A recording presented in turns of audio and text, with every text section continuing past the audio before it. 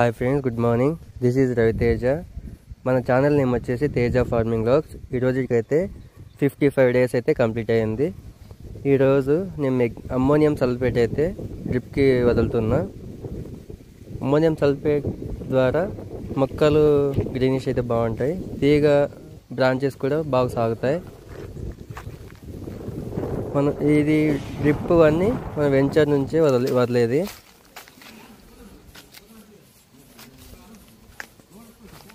వెస్డి composer కూడా ready అయ్యింది, అది రేపు వదలాలనుకున్నా. ఇదండి అమ్మోనియం సల్ఫేట్ బ్యాగ్ అయితే 50 kgs బ్యాగ్. ఇది